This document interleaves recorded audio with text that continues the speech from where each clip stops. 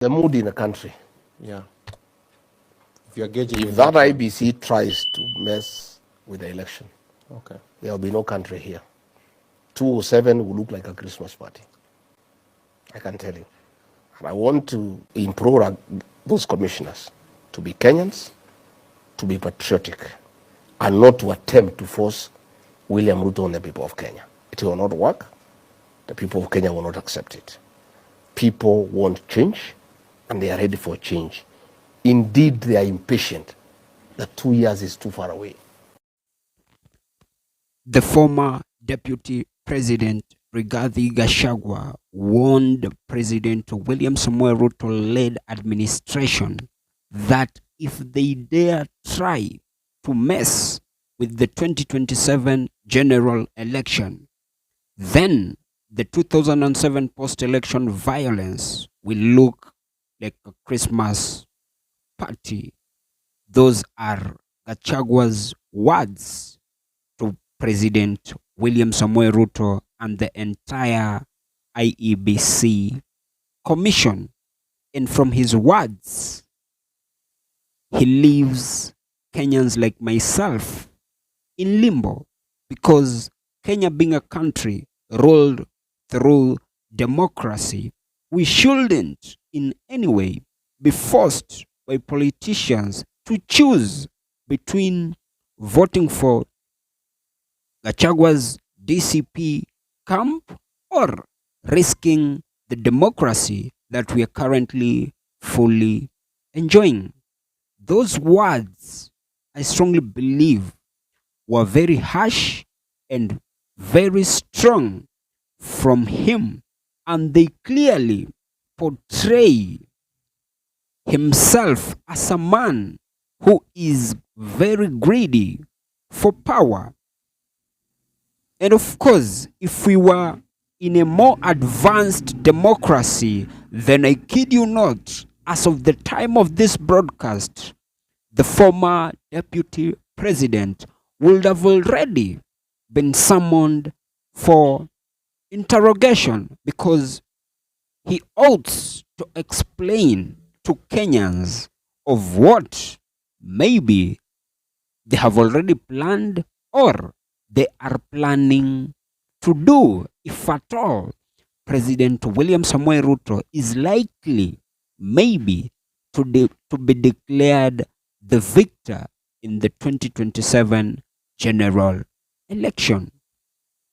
Essentially, to some extent, I tend to resonate with Rigathi's words, and however, that should mean that they should not, to some extent, be seen as a threat to the peace that Kenyans are currently enjoying, but should to some extent be seen as a voice of reason to many Kenyans to whom cannot echo the same to the public.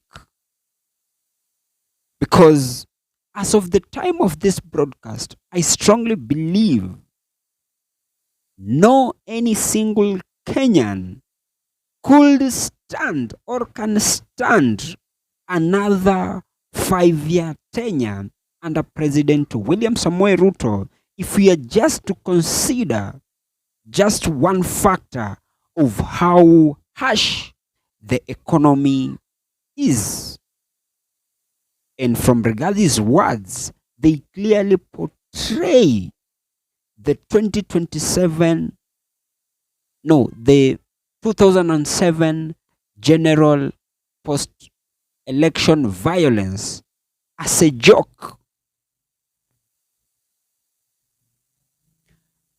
How I wish that the former deputy president should also be reminded that if at all they were planning for violence, then I kid you not, if there's something that is likely to guarantee President William Samoei Ruto a second term in office, is nothing apart from violence. Because one thing I'm sure of is that President William Samoei Ruto, his only guarantee for a second tenure is nothing apart from violence. And that is to mean if Gachagua's camp is leading in advocacy for violence, then that automatically leaves millions of Kenyans, including myself, in limbo.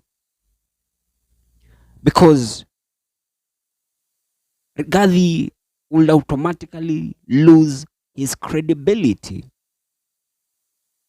However, irrespective of our political partisanship, the former deputy president should strongly be condemned with the strongest terms possible, because he is directly threatening our societal peace.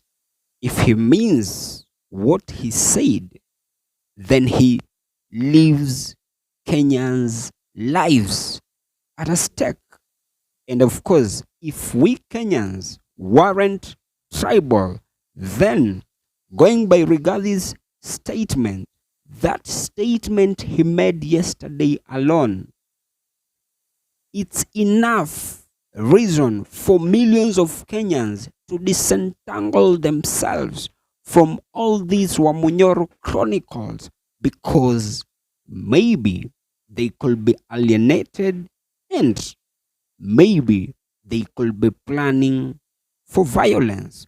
But just because we Kenyans and millions of others are usually blindfolded by our tribe, we usually follow politicians blindly, even when they are meant to burn the country down.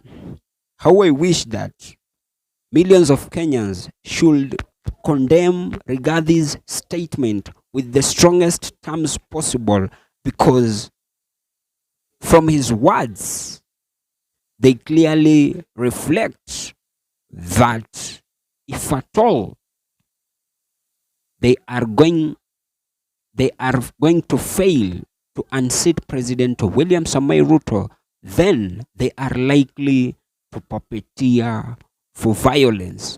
And of course, politics being a game just like any other, it must have a victor and a loser. And if at all Rigathi is making such statements as early as 2 years before a general election, that is to mean that if at all President William Samoei Ruto is going to be declared the victor, it is most probably that Rigathi's camp is likely not to accept the presidential results. But all said and done, Rigathi should be condemned with the words he uttered yesterday. But from where I sit, that has just been my opinion. If by any chance you do have a contrary opinion to mine, you can as well just feel free to drop them in the comment section, and I'll give them a right of reply. And by any chance, if you've been watching my videos and you have not subscribed, you can as well just consider hitting on the subscribe button. Thank you, and may God bless you.